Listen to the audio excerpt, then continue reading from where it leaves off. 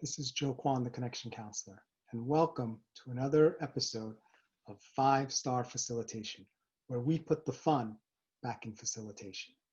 So we've gone over a lot of topics so far, like how to captivate your audience, how to have a great Q&A where it's not crickets. We've also talked about opening and closing and making sure that that's done really well.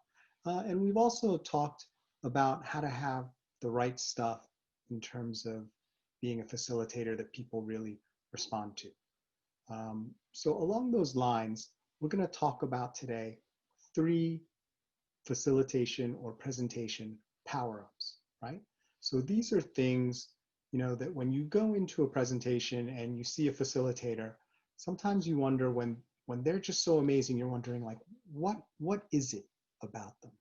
How is it that they are able to connect and do things so naturally? And in a way, it's kind of interesting, right? It's so natural, you can't really tell what it is, right? So you wonder, maybe you will have the opportunity to facilitate very soon, and maybe that's why you're watching this video, or maybe there's someone on your team who you need to facilitate, but they're not that natural, and you want to give them some advice, or you want to get some advice yourself, how to really come across as a powerful, effective facilitator.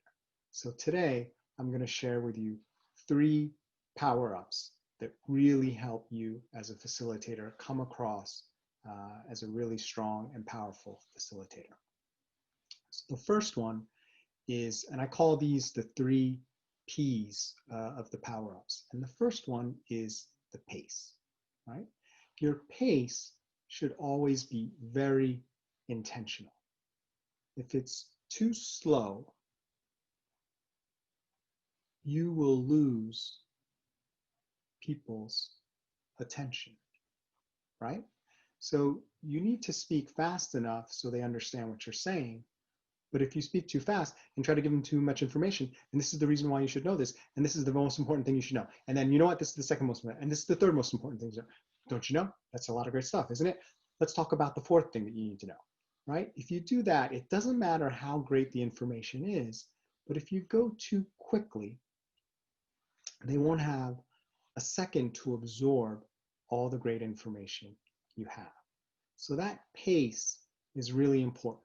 And generally that pace is just a tad slower than you think it is, because most of us, including myself, we have nerves when we get up there. And when you have nerves, you tend to accelerate a little bit. So you want to take your foot off the gas just a little bit. You don't need to use the brake, just, ease up on the gas just a little bit and go 5 miles per hour slower than you would normally go. So go a little bit below the speed limit instead of right at the speed limit, or most of us, we try to speed through.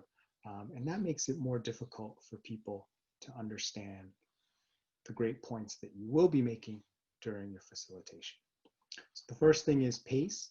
Pay attention to your pace. Make it very intentional. The second thing that you should really think about is your persona, right? Who are you and what are you bringing to this presentation, right? Sometimes people say to me, well, Joe, why would I ever go to a presentation? I could just look up anything that a presenter or a facilitator is going to say on Google. And you know what? That's right.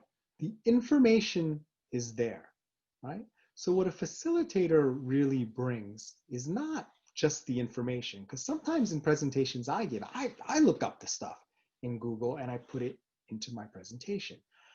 But the key is, it's not just the information, it's the persona and how you deliver it and how you package it and how you engage the audience so they can absorb, understand, and appreciate the information in a way that's relevant to them specifically. So 2 points around that.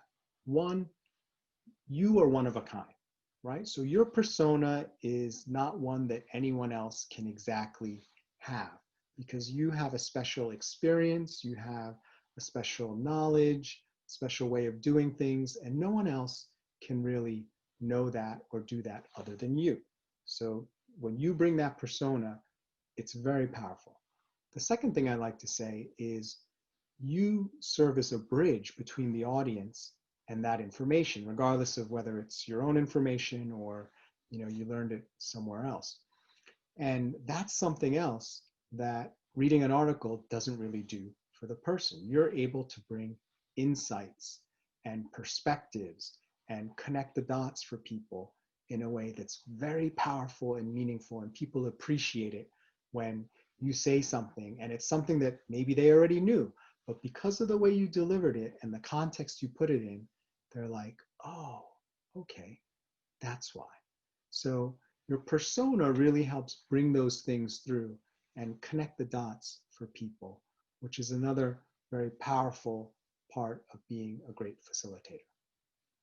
The third thing, or the third P, so first we had pace, and then we had persona, is your pleasantness, right?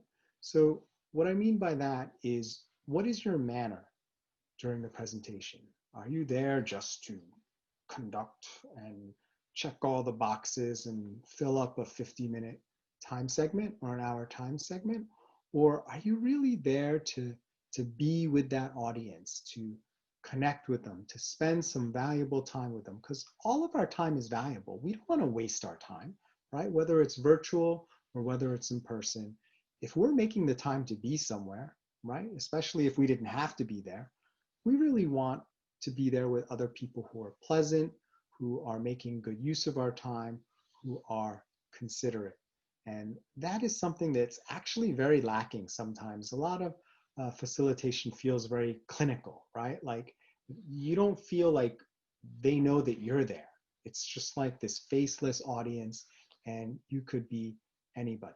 So it's really important that you bring a certain amount of pleasantness to the conversation to really draw people in and feel like they are appreciated, so they appreciate you and all the information that you're going to give to them, which gives a better result.